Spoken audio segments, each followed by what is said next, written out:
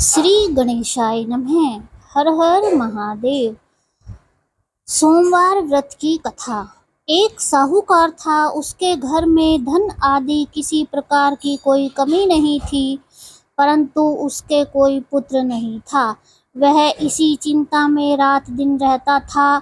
वह पुत्र की कामना के लिए प्रति सोमवार को चंद्रदेव के निमित्त व्रत और पूजन किया करता था तथा सायंकाल को शिव मंदिर में जाकर शिवजी पर दीपक जलाया करता था।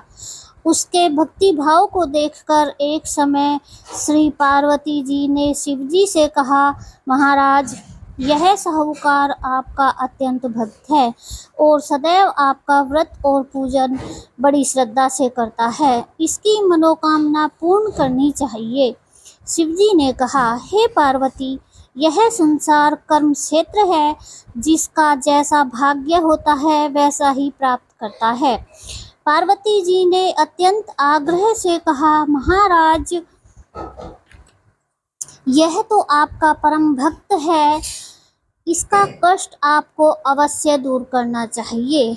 आप तो परम दयालु हैं, अपने भक्तों के दुखों को दूर करते हैं, अतः यदि आप ऐसा नहीं करेंगे तो भक्तों के कष्ट और कौन दूर करेगा। पार्वती जी का ऐसा आग्रह देख शिवजी महाराज कहने लगे, हे पार्वती, इसके कोई पुत्र नहीं है, इसी चिंता से यह अति दुखी रहता है। इसके भाग्य में पुत्र न होने पर भी मैं इसको पुत्र प्राप्ति का वर देता हूँ, परंतु वह पुत्र केवल 12 वर्ष तक जीवित रहेगा। इसके पश्चात वह मृत्यु को प्राप्त हो जाएगा। यह सब बातें यह साहूकार सुन रहा था। इससे उसको न कुछ प्रसन्नता हुई और न ही कुछ कष्ट हुआ। वह पहले जैसा ही शिवजी महाराज का व्रत करता रहा। कुछ काल व्यतीत हो जाने पर साहूकार की स्त्री गर्भवती हुई और 10वें महीने उसके गर्भ से अति सुंदर पुत्र की प्राप्ति हुई।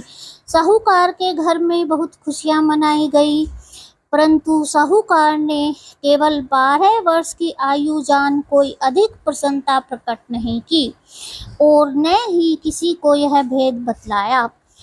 जब पुत्र 11 वर्ष का हो गया तो उस बालक की माता ने उसके पिता से विवाह आदि के लिए कहा, परंतु साहूकार कहने लगा कि मैं अभी इसका विवाह नहीं करूँगा और काशी जी पढ़ने के लिए भेजूँगा।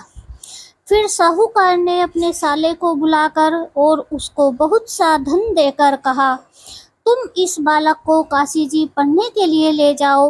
रास्ते में जिस स्थान पर भी जाओ यज्ञ करते और ब्राह्मणों को भोजन कराते जाना। वह दोनों मामा भांजा जगह जगह यज्ञ कराते हुए और ब्राह्मणों को भोजन कराते हुए काशी जा रहे थे। रास्ते में उनको एक शहर पड़ा। उस शहर के राजा की कन्या का विवाह था। दूसरे राजा का लड़का जो विवाह कराने के लिए बारात लेकर आया था, वह एक आंख से काना था। उसके पिता को इस बात की बड़ी चिंता थी कि कहीं वर को देखकर कन्या के माता पिता विवाह में किसी प्रकार की अड़चन पैदा न कर दें। जब उसने अति सुंदर सेठ के लड़के को देखा तो मन में विचार किया कि क्यों न इस लड़के को वर के कपड़े पहनाकर घोड़ी पर चढ़ा ले जाएं। ऐसा करने से बड़ी सुंदरता से सब कार्य हो गए। वर के पिता ने सोचा, यदि विवाह कार्य भी इसी लड़के से करा दिया जाए तो क्या बुराई है। ऐसा विचार कर राजा ने लड़के और उसके मामा से कहा कि यदि आप फेरों और कन्यादान का काम करा दें तो आपकी बड़ी कृपा होगी और हम इसके बदले में आपको बहुत सा धन देंगे। उन्होंने स्वीकार कर लिया और विवाह कार्य भी बहुत अच्छी तरह से हो गया।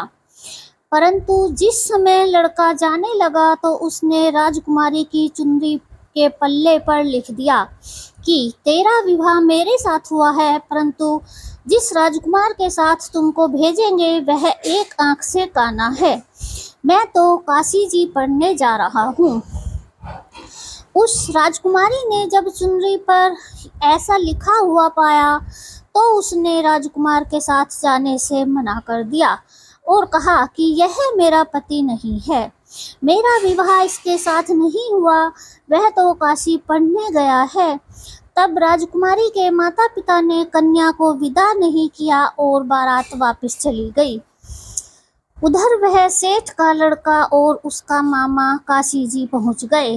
वहां जाकर उन्होंने यज्ञ करना और लड़के ने पढ़ना शुरू कर दिया।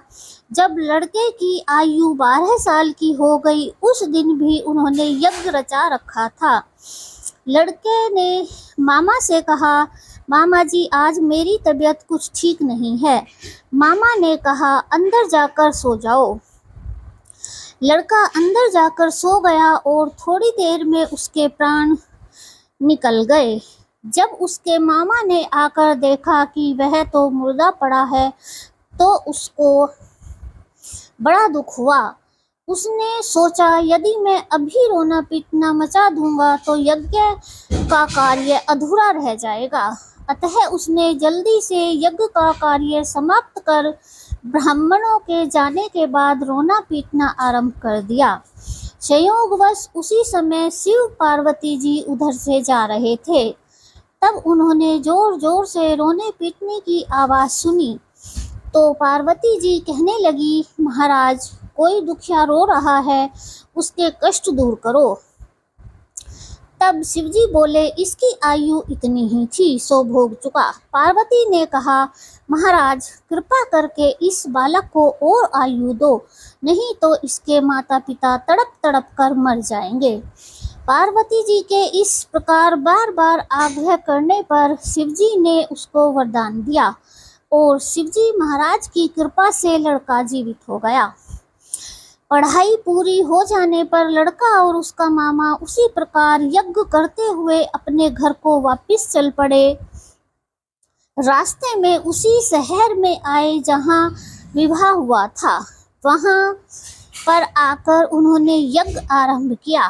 लड़के के ससुर ने पहचान लिया और अपने महल में ले जाकर बड़ी खातिर की।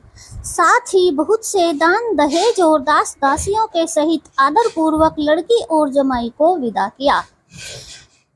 जब वह अपने शहर के निकट आए तो मामा ने कहा कि मैं पहले तुम्हारे घर जाकर सबको खबर कर आता हूँ। उस समय लड़के के माता पिता अपने घर की छत पर बैठे हुए थे।